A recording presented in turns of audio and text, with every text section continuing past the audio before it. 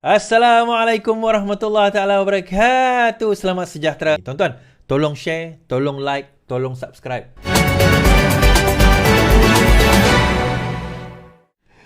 So, Muhyiddin tak mengaku, tuan-tuan, dia keluarkan fatwa haram undi calon PH. Muhyiddin Nafi keluarkan fatwa haram undi calon PH. Kenapa tiba-tiba dia tak mengaku? Sebab dia kena siasat polis.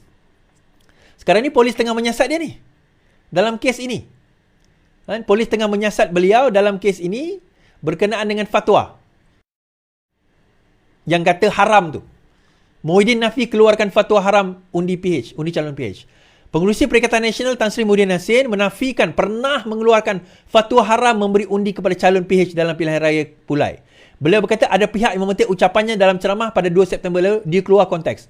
Ucapan saya panjang, saya menyentuh pelbagai isu oleh masyarakat, terutama sekali bebanan kos sara hidup yang gagal. Kerana itu saya menyeru pengundi-pengundi supaya jangan memberi undi kepada calon PH. Suhaizan Kayat katanya. Jelas Muhyiddin dia tidak mengeluarkan fatwa hukum syarak bahawa mengundi calon PH haram mengundi calon PH. Saya hanya secara berkias menyebut saya bagi hukum haram dengan tiada niat bahawa ia adalah fatwa hukum syarak kerana saya tahu apa yang saya buat itu bukanlah fatwa hukum syarak. Tuan-tuan, ini kenyataan beliau. Mana kenyataan beliau tadi? Ini kenyataan beliau. Baik, kita dengar. Kita dengar sendiri.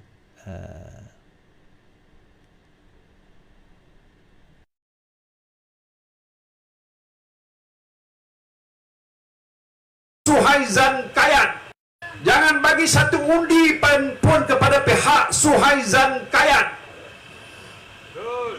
Bekas speaker, jangan bagi satu undi, saya bagi hukum haram. Bekas speaker, jangan bagi satu undi, saya bagi hukum haram. Saya bagi hukum haram. Undi, saya bagi hukum haram. Undi, saya bagi hukum haram. Undi, saya bagi hukum haram.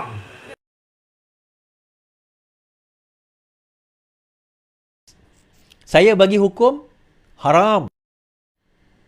Saya bagi hukum haram. Okey, dia kata itu kiasan. Dia kata itu kiasan. Itu cuma kiasan. Saya bagi hukum haram. Tiada niat. Ia adalah fatwa hukum syarak. Kerana saya tahu apa yang saya sebut itu bukanlah fatwa hukum syarak. Setelah saya menyebut, ada esok ni yang mencabar saya ikut fatwa mana. Tuan-tuan, bila kamu dah mengatakan satu perkara itu halal dan haram ini, tak semestinya mengikut fatwa. Dia ada ulama' boleh mengharam. Kita individu pun boleh halal dan haram ke satu benda. Tiba-tiba kamu bercakap di halayak ramai, kamu menyuruh mereka mengatakan jangan undi, haram. Kamu mengeluarkan fatwa kamu. Ya, kamu tak layak keluar fatwa. Tak layak keluar fatwa tidak bermakna kalau orang tu tak ikut kerana faham. Kalau orang tu jahil dan dia mengikut fatwa kamu dan kerana fatwa kamu itu dia tidak mengundi kerana berfikir itu adalah haram, maka itu adalah hukum syirik. Itu sendiri adalah syirik, tuan-tuan. Ikut fatwa mana? Tak perlu. Itu fatwa kamu. Fatwa ini adalah sesiapa saja boleh mengeluarkan pandangan dan fatwa dia. Dan kalau orang yakin dengan fatwa tersebut, itu dah jadi satu hukum. Dan yang kamu mengeluarkan hukum itu atas dasar kesedaran kamu. Haram. Kenapa tak guna perkataan lain selain daripada hukum haram tu untuk indikasi apa? Adakah kerana kamu tahu di hadapan kamu tu ramai orang PAS yang kalau bercakap soal agama, dia akan percaya betul lah haram ni kot. Takkanlah bekas ulama' ni. Ini anak ulama' Muhyiddin Yassin bukan calang-calang, tuan-tuan. Tak tahu hukum. Mungkin ada orang pandangan demikian. Takkanlah dia tak tahu hukum haram tu. Lepas tu dia balik kampung, dia balik rumah dia. Dia balik rumah dia kata, tak boleh. Kenapa? Haram. Siapa kata haram? Tu Muhyiddin Yassin kata haram. Kan dia bekas Perdana Menteri kita. Takkan dah tak ada orang menasihati dia. Dia kata haram tu. Tak, tuan-tuan. Memanglah dia tak ada niat itu. Niat itu bukan ada pada dia. Tapi orang yang mendengar itu tak nampak. Dia tak tengok niat dia. Lain dia kata, kalau dia kata, saya hukumkan haram. Tapi ini bukan haram hukum daripada segi undang agama. Haram erti kata, jangan kita undi kita sendiri ni, jangan undi. Bukan hukum agama. Cakap macam tu lah.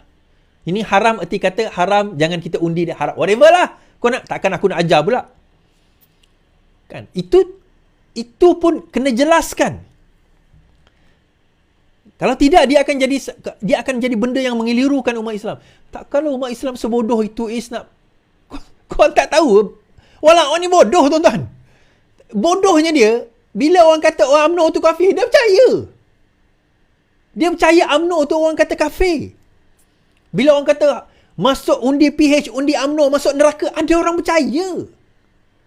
Itulah bodohnya umat Islam. Bukan semua lah. Bukan semua orang faham pun. Ada sebilangan tu yang akan bodoh. Yang akan faham dan ambil secara membuta tuli. Takkanlah Muhyiddin Yassin tak tahu hukum. Takkanlah tak ada orang menasihati dia. Itu perkataan dia selalu. Takkanlah dan takkanlah dan takkanlah benda itu tidak berlaku. Takkanlah itu dan ini. Jadi persoalan ini yang kadang-kadang yang menjadi perkara besar lah untuk kita nak kena bincangkan, terutama dalam konotasi agama, kita kata. Adakah semudah itu kita nak memfatwakan seseorang dengan satu hukum? So Dato' Yusof Al-Qaradawi tulis di dalam apa orang kata, dalam fatwa muasirat fatwa semasa, dan juga di dalam halal haram fi Islam. Halal wa haram fi Islam. Halal dan haram dalam Islam. Ada satu buku kitab beliau.